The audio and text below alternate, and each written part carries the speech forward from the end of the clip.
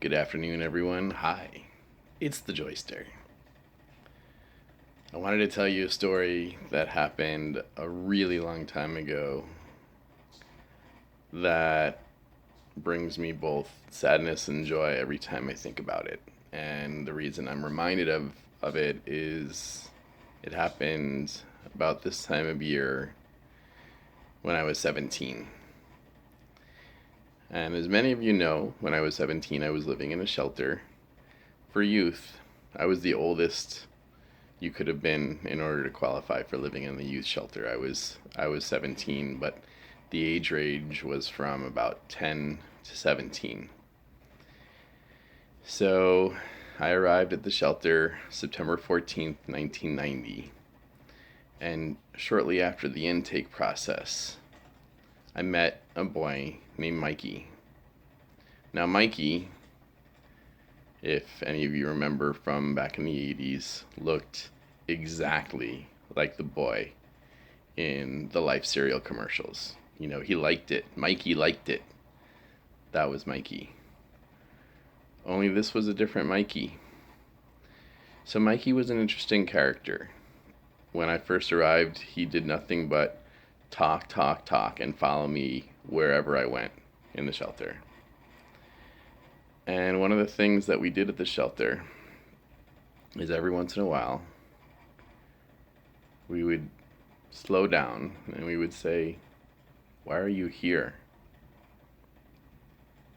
And a week into knowing Mikey is when that moment happened. He was talking and talking and talking and talking, and then I said, "Wait a minute, Mikey. Why are you here?"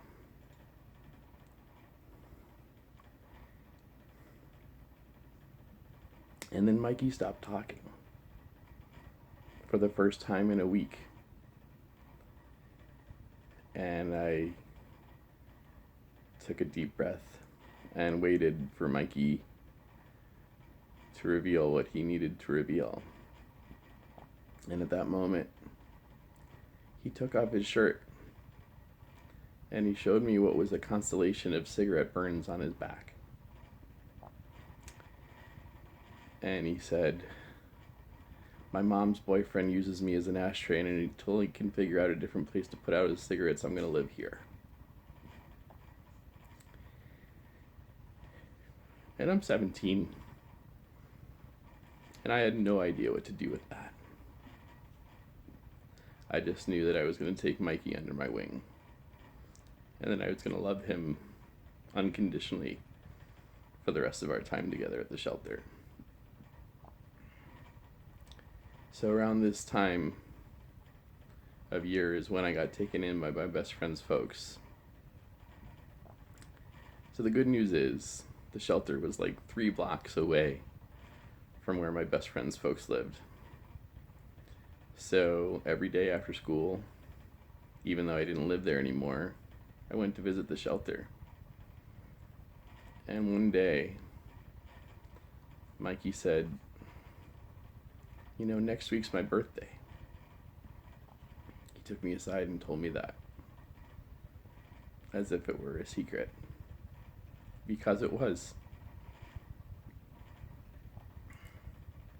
So for a week, I searched my soul, I searched my house, I searched everything. I said, what am I going to give to Mikey to celebrate his birthday?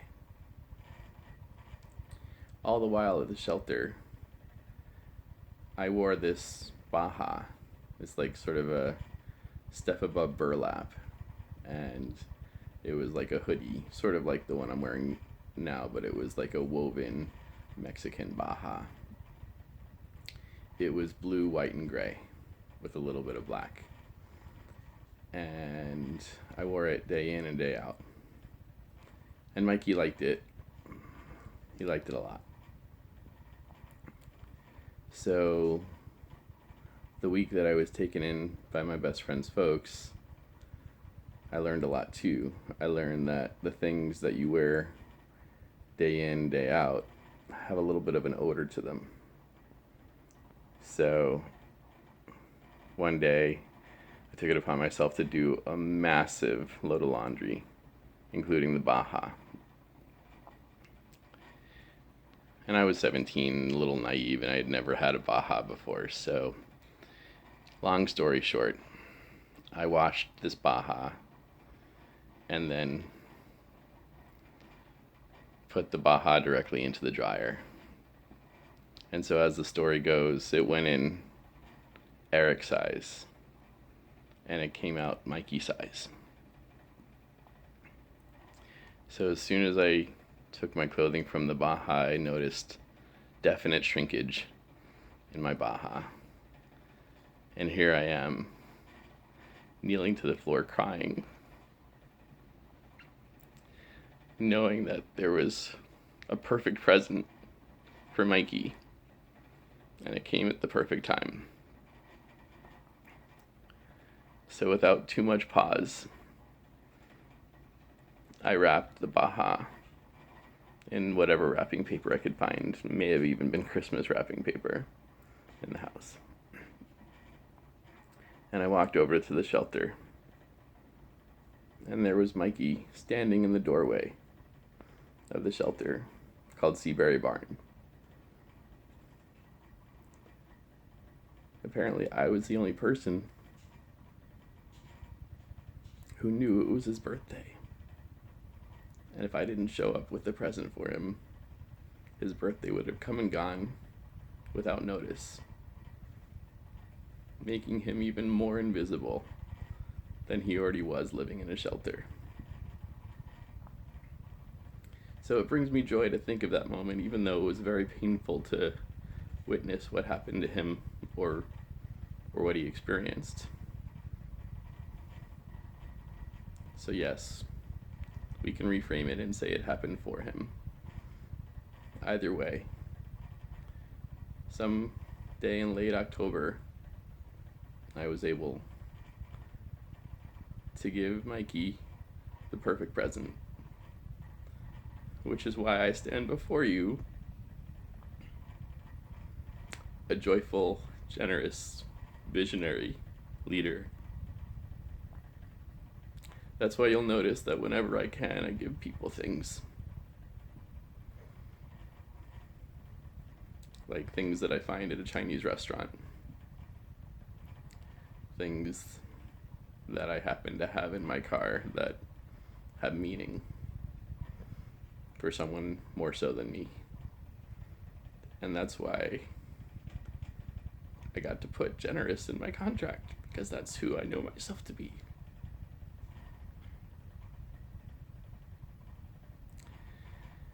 So as we go into this week, or further into this week,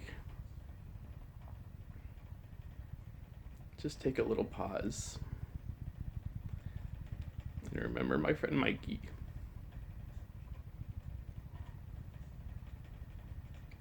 And when you think of your friends, know that next level is that perfectly sized Baja. That discovery is what they need for their birthday. It's what they need for Christmas. What they get to have. I love you all. Until next time from the Joyster.